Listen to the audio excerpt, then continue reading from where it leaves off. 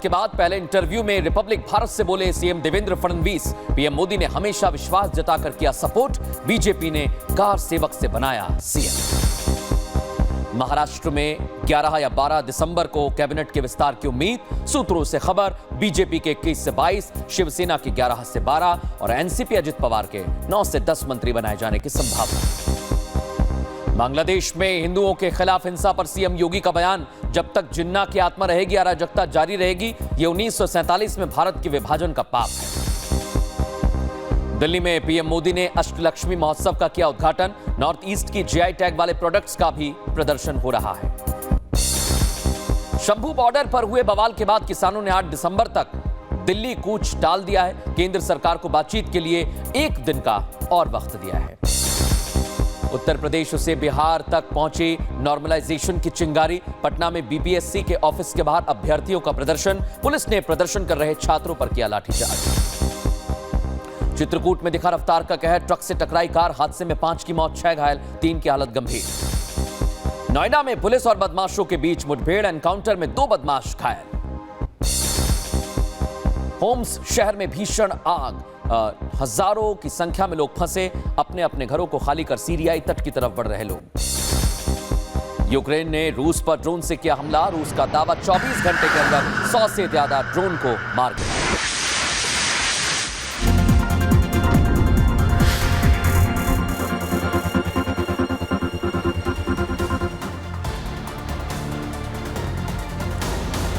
और आज योगी आदित्यनाथ एक सवाल पूछ रहे हैं, बांग्लादेश में हिंदू कहां पर चले गए? बांग्लादेश में कितने हिंदू थे? कैसे वो कम हो रहे हैं?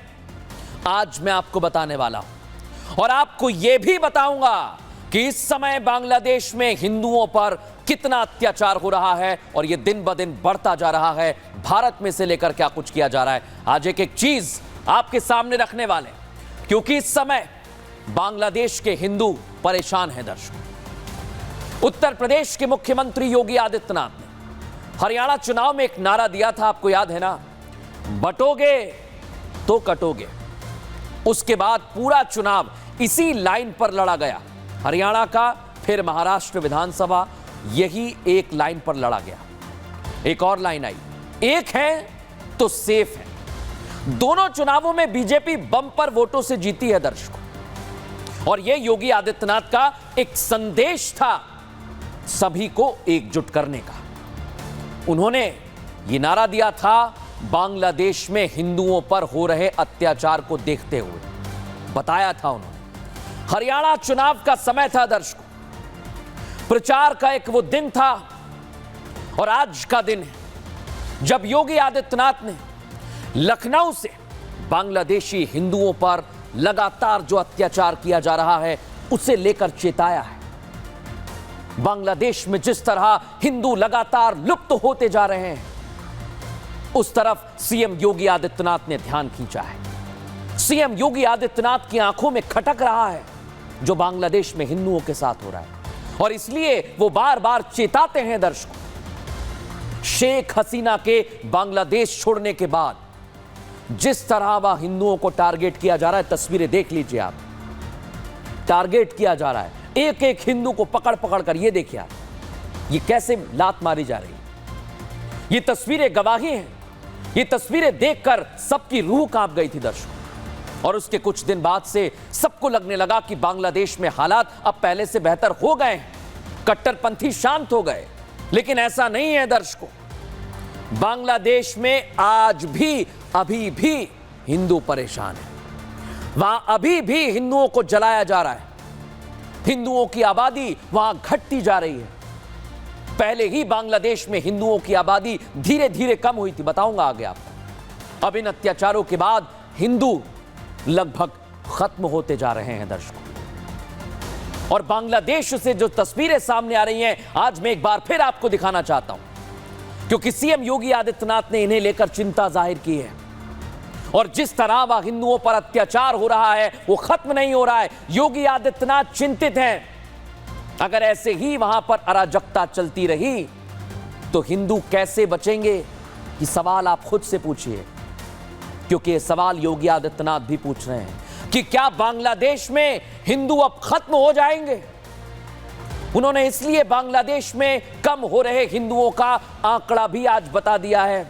पहले सुनवाता हूं योगी आदित्यनाथ क्या कह रहे हैं, कैसे चिंता जाहिर कर रहे हैं। बांग्लादेश में हिंदू, बौद्ध और अन्य अल्पसंख्यक समुदाय के लोगों को वहां के कट्टरपंथियों के द्वारा मारा जा रहा है, जलाया जा रहा है, उनकी संपत्ति को लूटा जा रहा है, माताओं और बहनों की इज्जत के साथ खिलवाड़ हो रहा है। याद करना, ये जिन्ना का जिन्न जब तक इस धरती पर रहेगा तब तक इस प्रकार की अराजकता लगातार डसती रहेगी, गरीबों को, वंचितों को, शोषितों को। आज योगी आदित्यनाथ ने आपको चेताया है दर्शकों। योगी आदित्यनाथ यही नहीं रुके, उन्होंने पूछा कि आखिर हिंदू चले कहां गए हैं, बांग्लादेश को लेकर कैसे हालात हैं, योगी कैसे चिंतित हैं, क्या पूरी खबर है, इस रिपोर्ट से जरा समझाता हूं।